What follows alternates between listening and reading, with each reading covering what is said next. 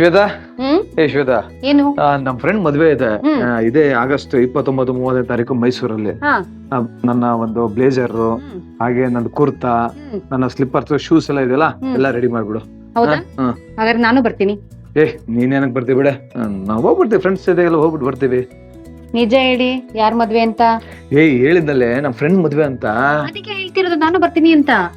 ಬೇಡ ಕಣಮ್ಮ. ಬರ್ತೀನಿ. ಸರಿ ಆಯ್ತು, ನಾನ್ ಕರ್ಕೊಂಡು ಹೋಗ್ತೀನಿ. ನನ್ ಬಟ್ಟೆ ಎಲ್ಲ ಜೋಡಿಸಿದ್ದಾನೆ. ಹಾ ಜೋಡಿಸ್ತೀನಿ. ಅದಕ್ಕಿಂತ ಮೊದ್ಲು ಹೇಳಿ ಯಾರ್ ಮದ್ವೆ ಅಂತ. ನಮ್ಮ ಚಿಕ್ಕಣ್ಣ ಕಾಮಿಡಿ ಕಿಂಗ್ ಚಿಕ್ಕಣ್ಣ ಇದಾರಲ್ಲ ಅವ್ರ ಮದ್ವೆ ಕಣೆ. ಹೌದಾ? ಈ ವಿಷಯ ನನ್ಗೆ ಗೊತ್ತೇ ಇರ್ಲಿಲ್ವಲ್ಲ. ಹೌದು, ಅವ್ರ ಎಂಗೇಜ್ಮೆಂಟ್ ಯಾವಾಗಾಯ್ತು? ಅವ್ರ ಎಂಗೇಜ್ಮೆಂಟ್ 2025 ಆಗಿತ್ತು.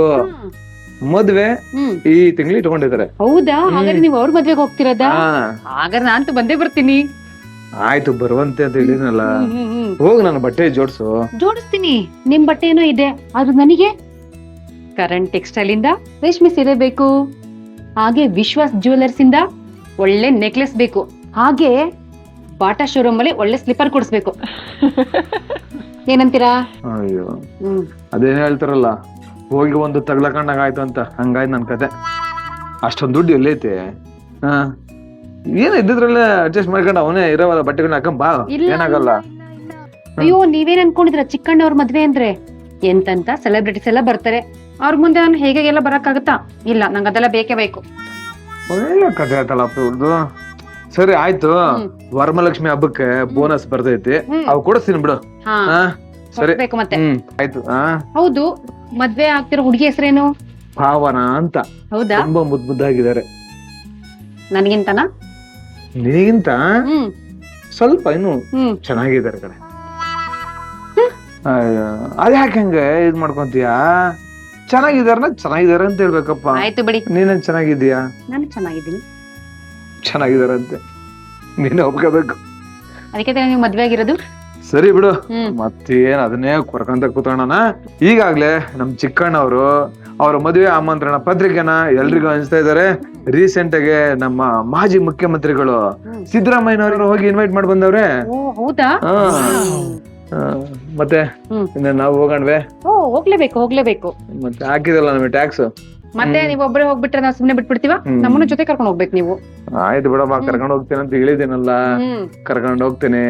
ನೋಡು, ಇದೇ ಆಗಸ್ಟ್ 29-30 ತಾರೀಕು ಮೈಸೂರಿನ ಸ್ಪೆಕ್ಟ್ರಮ್ ಕಲ್ಯಾಣ ಮಂಟಪದಲ್ಲಿ ಚಿಕ್ಕಣ್ಣವರ ಮದುವೆ ಇದೆ. ನಾವು ಭಾನುವಾರ ಬೆಳಿಗ್ಗೆ ಇಲ್ಲಿ 5:15 ಬಸ್ಸಿಗೆ ಹತ್ಕೊಂಡು ಹೋಗೋಣ. ಕರೆಕ್ಟ್ ಮುಹೂರ್ತಕ್ಕೆ ಹೋಗ್ತೀವಿ. ಓಕೆನಾ? ಮತ್ತೆ ನೋಡಿ ಸ್ನೇಹಿತರೆ, ಇದೇ ಆಗಸ್ಟ್ 29 ತಾರೀಕ ನೀವೆಲ್ರು ನಮ್ಮ ಚಿಕ್ಕಣ್ಣವರ ಮದುವೆಗೆ ಮೈಸೂರಿಗೆ ಬರ್ತೀರಿ ತಾನೆ? ಎಲ್ರು ಬಂದು ನಮ್ಮ ಚಿಕ್ಕಣ್ಣವರಿಗೆ ಶುಭ ಕೋರ್ತೀರಿ ತಾನೆ ಅಂತ ಹೇಳ್ತಾ, ಹಾಗೆ ನಮ್ಮ ಚಿಕ್ಕಣ್ಣ ಅವರಿಗೆ ನಮ್ಮ ಪಬ್ಲಿಕ್ ಟಾಕ್ ಕನ್ನಡ ಸಿನಿ ದುನಿಯಾ ಯೂಟ್ಯೂಬ್ ಚಾನಲ್ ಇಂದ ಅವರಿಗೆ ಶುಭವನ್ನು ಕೋರ್ತೀವಿ. ಚಿಕ್ಕಣ್ಣವರೇ, ಸಾಧ್ಯವಾದ್ರೆ ನಾವು ಬಂದೇ ಬರ್ತೀವಿ.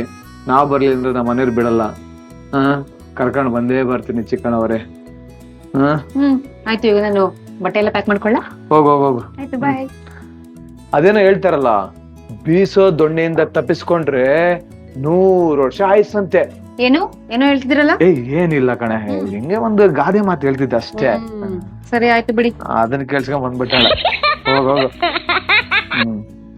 ಬಾಯ್ ಅಂತ ಹೇಳ್ತಾ ಈ ವಿಡಿಯೋನ ಇಲ್ಲಿಗೆ ಮುಗಿಸ್ತೀನಿ. ಕನ್ನಡ ಚಿತ್ರರಂಗವನ್ನು ಉಳಿಸಿ, ಕನ್ನಡ ಚಿತ್ರರಂಗವನ್ನು ಬೆಳೆಸಿ, ಹಾಗೆ ನಮ್ಮ ಚಿಕ್ಕಣ್ಣವರ ಮದುವೆಗೆ ಬಂದು ಶುಭ ಕೋರಿ ಅಂತ ಕೇಳ್ಕೊತೀನಿ. ಜೈ ಕರ್ನಾಟಕ ಮಾತೆ. ಧನ್ಯವಾದಗಳು.